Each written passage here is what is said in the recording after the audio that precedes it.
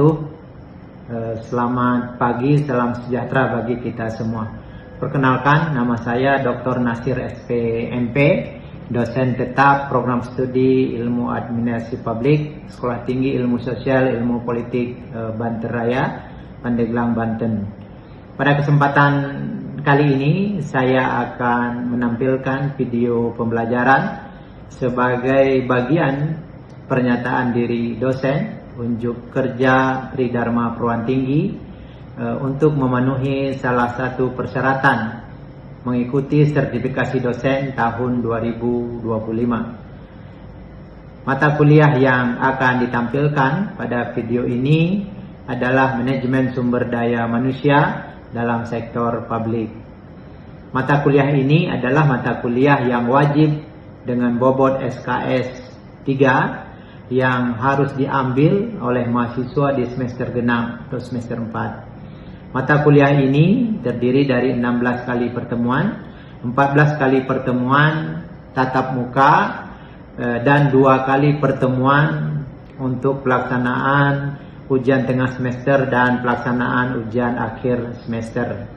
Sistem penilaian yang digunakan pada mata kuliah ini terdiri dari kehadiran sebesar 30%, kemudian tugas-tugas ini menyumbangnya 10%, kemudian ujian tengah semester 30% dan ujian akhir semester 30%. Metode pembelajaran yang digunakan pada mata kuliah ini adalah metode Delivery Interactive Assessment, di mana saya sebagai dosen pengampu akan mentransfer ilmu dan pengetahuan tentang manajemen sumber daya manusia.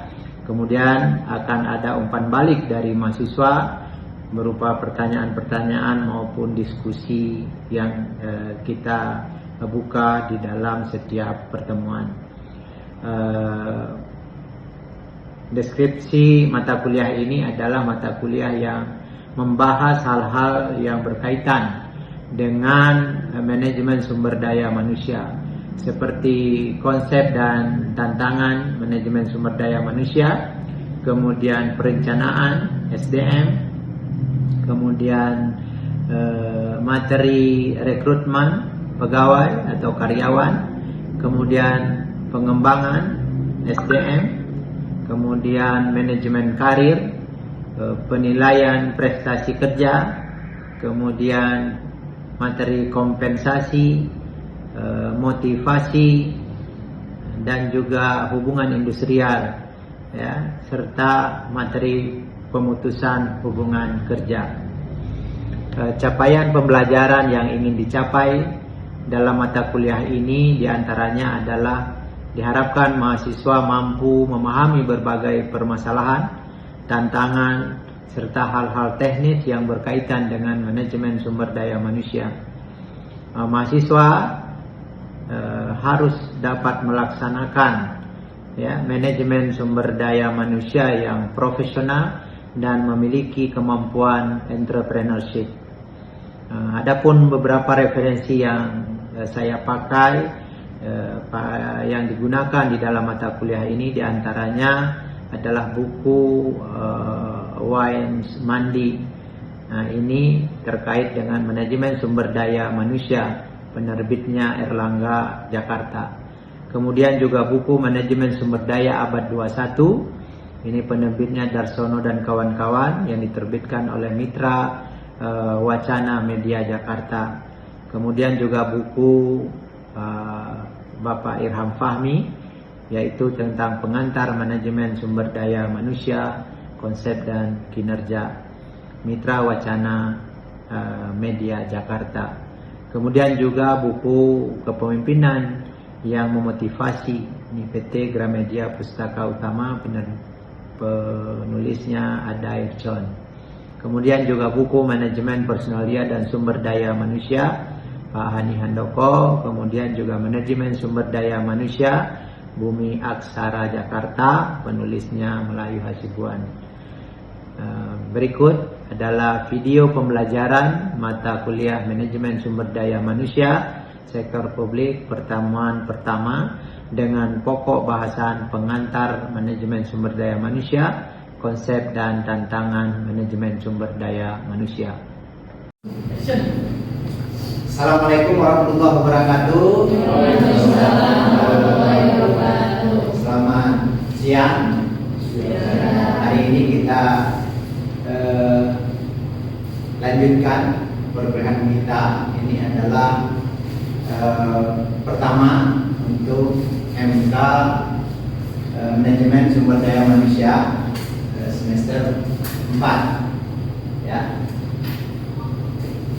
Saya selaku dosen pengampu yang mengharapkan semua aturan yang sudah kita sampaikan tentu ini menjadi pegangan bagi mahasiswa, karena bagaimanapun mungkin semua MK juga bersama semua bahwa ada pertemuan tatap muka selama 14 kali, kemudian 2 kali terakhir nanti kita bentuk UTS dan UAS ya. Tentu saya berharap teman-teman tepat waktu karena waktu kita sangat sedikit ya. Baik, ada yang ditanyakan? Tidak ada, kita sudah sering ketemu. Baik, Manajemen Sumber Daya Manusia yaitu adalah bagian dari ilmu manajemen ya. Manajemen Sumber Daya Manusia adalah bagian khusus ya, manajemen dari ilmu manajemen. Apa itu manajemen? Ada yang tahu?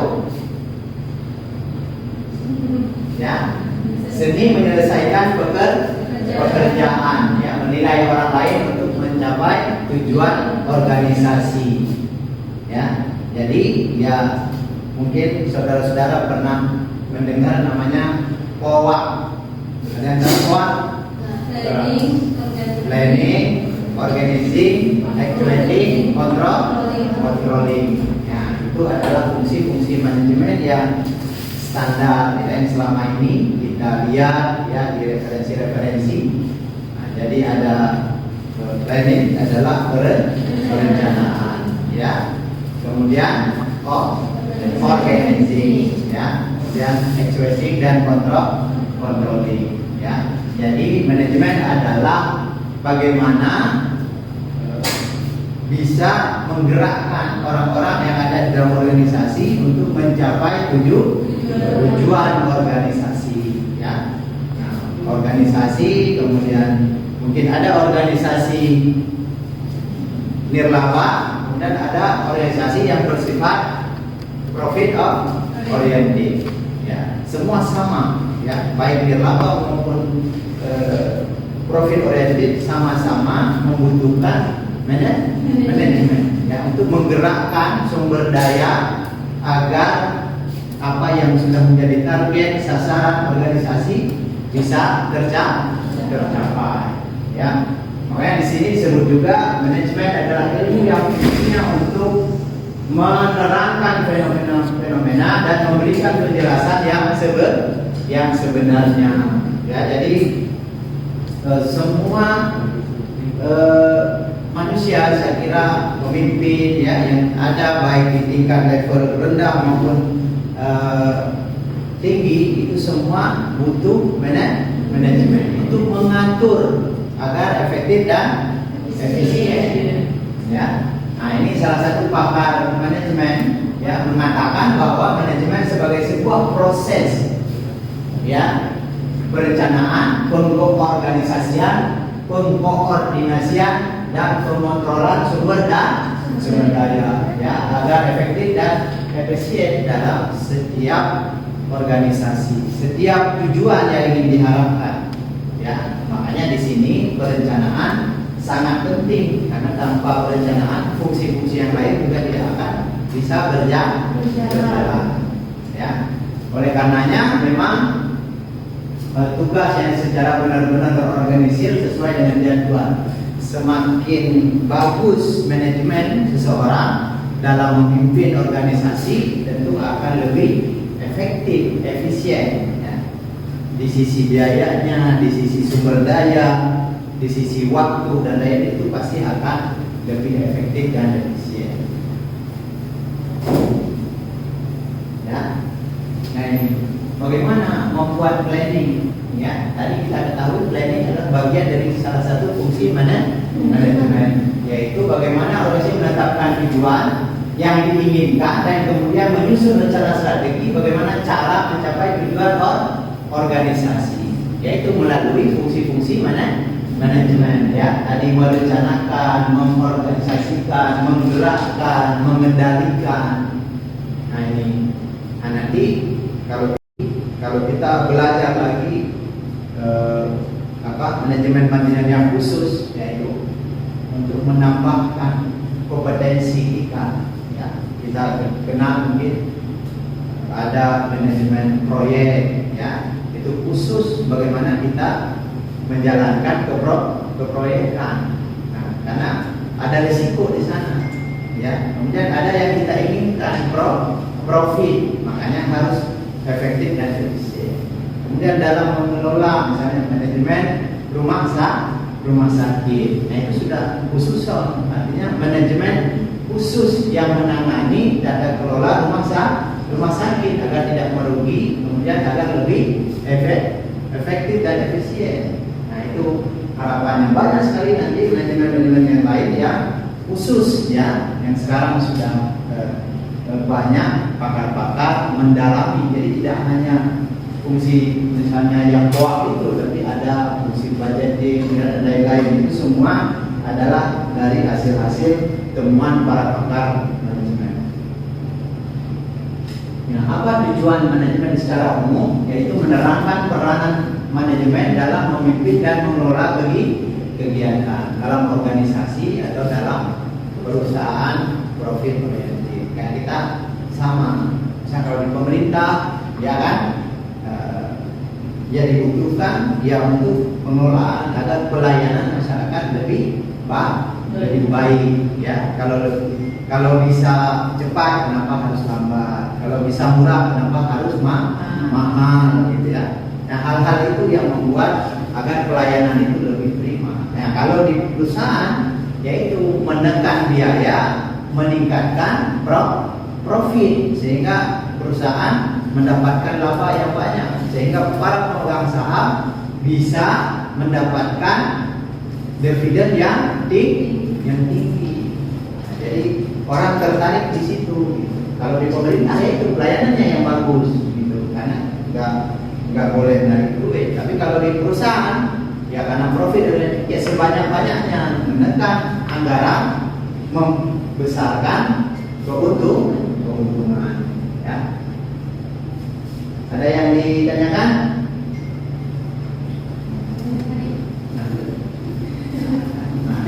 Jadi fungsi perencanaan adalah proses mendefinisikan tujuan organisasi, membuat strategi, mengembangkan rencana aktivitas kerja organisasi.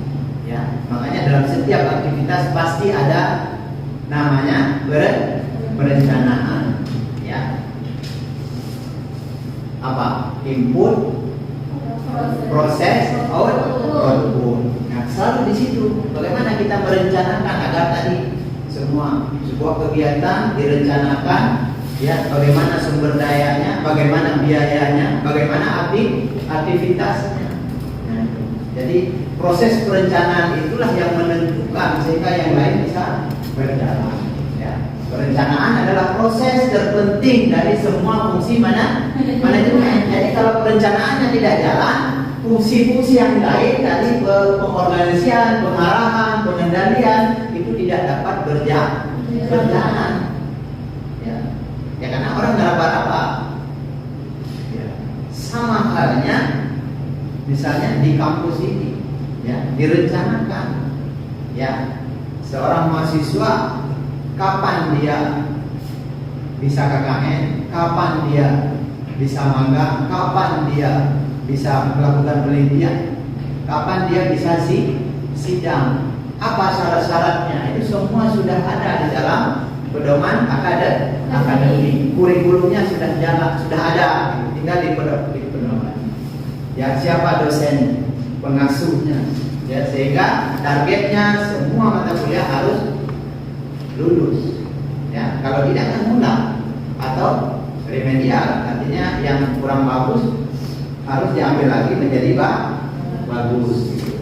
Semua teman-teman kan pengen kan nilainya bagus, oh dicek, waduh males saya ini, nanti cari kerja gimana? Yang boleh ngulang, tapi tadi di waktu saya ya agak nambah, gitu kan, atau mungkin nanti semester pendek kan bisa.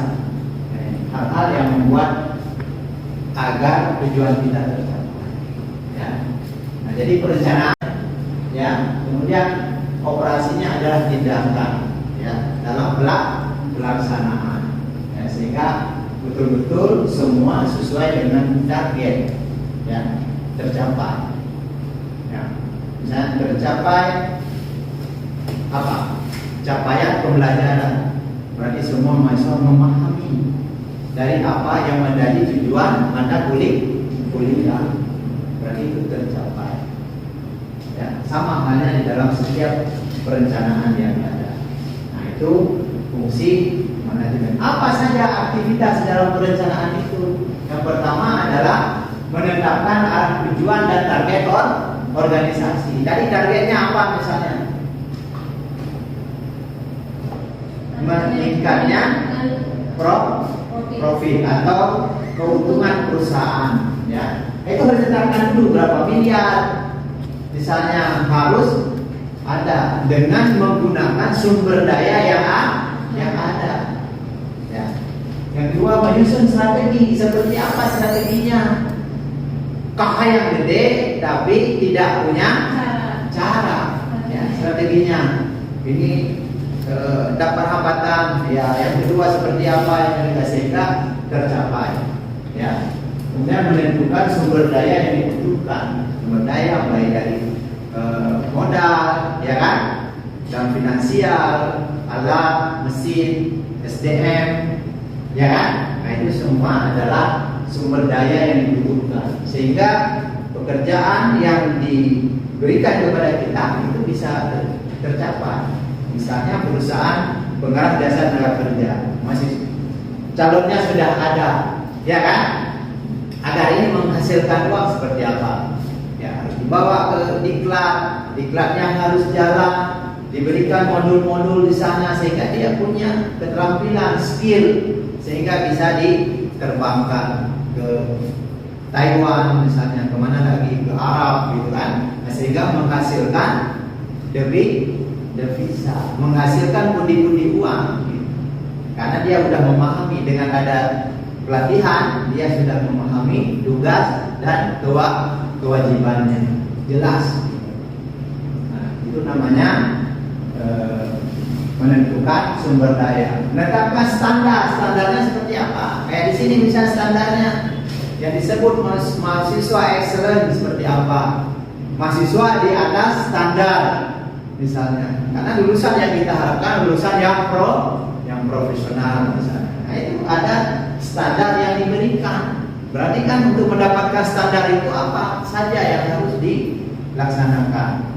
Ya, kalau kita grade-nya standar internasional minimal bahasa Inggrisnya harus bagus, penguasaan hal-hal yang memang dibutuhkan ya di dunia global.